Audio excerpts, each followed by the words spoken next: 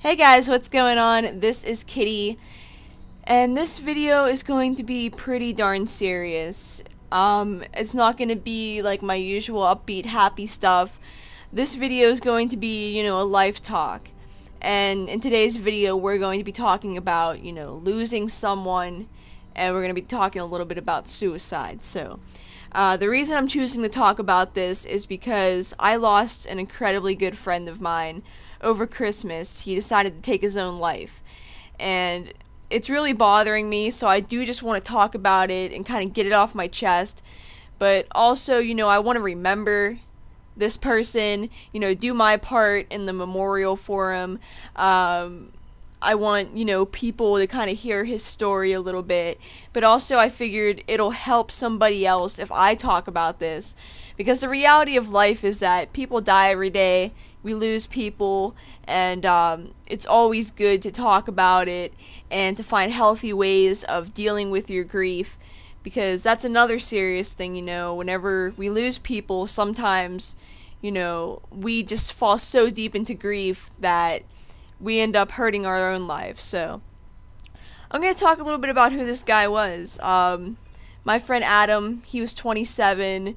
He was a bass player, absolutely loved music. He loved philosophy. He loved to write. He just loved expressing himself, I guess. He was so eccentric and so one of a kind, he always talked like he was out of the 1700s or something. He was so caring. You can go to him about absolutely anything, and he would be the guy that would help you out, There was probably so many young people that went to him when their lives were really rough, mine included, and he always gave you advice and kind of helped you feel like you had the strength to get through things. Another thing about Adam, he was definitely a ladies' man, and I think the reason for that, not only was he so unique, but was the fact that he didn't judge you on the outside. He didn't care what you really looked like. It was easy for him to see like the soul of somebody and to just fall in love with somebody for who they are. And that was another thing that attracted a lot of people to him. The fact that he wasn't judgmental, that he could be in a room of strangers and become friends with everyone there. He touched so many lives, and there's been an outcry of support on his Facebook and the Facebook memorial that was set up for him, which is actually how I found out, was through a friend. Because to be honest, guys, I moved away from the area he lived in, and the past 2 years have been a little bit crazy in my life, so I pretty much...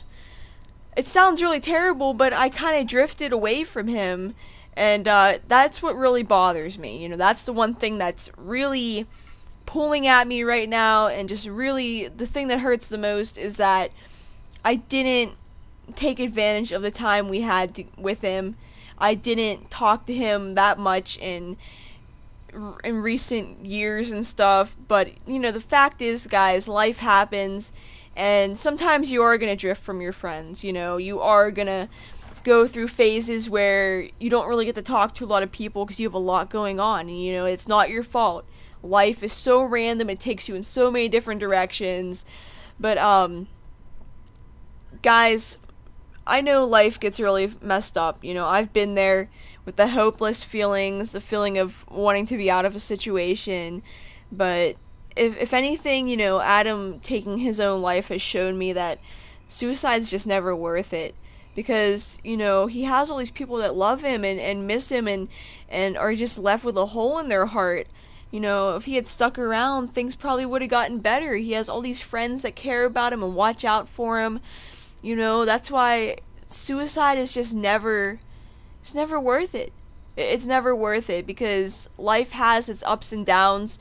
Sometimes there's long periods of downs, but something good will happen. There's always going to be some moment that just makes you smile and makes everything okay again. You just have to stick around. You got to try to hold on. And I'm telling you guys, just if you're thinking about doing something like that, just don't. Just please don't. It's really not worth it. But back to my friend, I met him when I was, I think, 16 going on 17, and oh my god, the way I met him was so funny, but we won't really get into that. But I met him through a friend, and he always considered me to be like his little sister, you know what I mean? Because I was just like a stupid kid, and you know, and so I was just his little sister pretty much, and he was like my big brother, and we went on so many epic adventures together. And I mean, I just think back to all we did and stuff, and it makes me cry when I think about it, because I know I can never have memories like that with him again.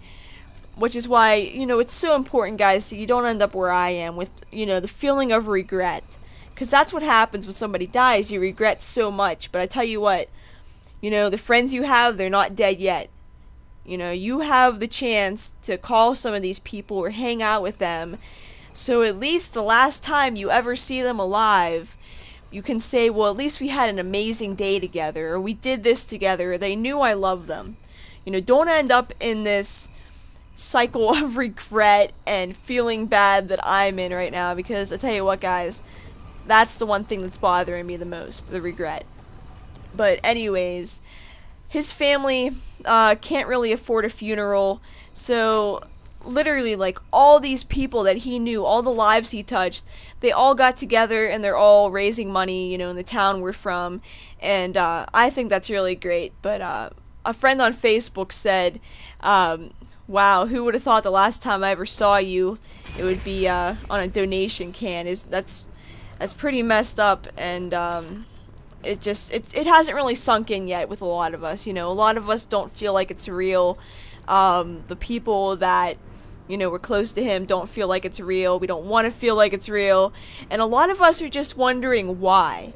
You know, why did he feel like he had to do this when we all loved him so much? You know, what was so bad that he felt like he needed to do this? Because, you know, most of the time, whenever people kill themselves, it's something that could have been fixed. It's something that, you know, isn't worth the rest of your life for something right then and there, you know? But, I don't think we'll ever know why he did it, but, I just want him to live on. And, guys, if you have ever lost somebody, the best way to have them live on is to remember what that person taught you or how they touched your life, and go out and, you know, give somebody the same advice they gave you, or do something that they loved to try to help somebody else's life. You know, that's the best way that, you know, your friends can live on forever, your friends and family, your loved ones can live on forever. But I just wanted to talk about this because, you know, this channel is a documentary about my life, and you know what, guys, this has definitely really affected me, especially since I'm the type of person that gets so gloomy and I think about bad stuff sometimes. And after seeing what he did, I know it's not worth it to even go to that place in your mind, you know. But I just, like, I wish I can tell him I loved him, and I wish I can tell him how much, you know, he meant to me, and I wish I could have another day to hang out with him, but I can't. You know, so that's why, guys, like I said, if there's somebody in your life you really care about them, call that person. Let them know you love them. You know, don't be living with regret like I am. But that's about it for this video. I want to thank you guys so much for watching, and I hope this video helps somebody out there if you're going through the same thing I am. And that's about it. Goodbye 2011, the worst year ever. Holy shit, this has been a crappy year. Didn't imagine the year would end this bad, but I can't wait for 2012.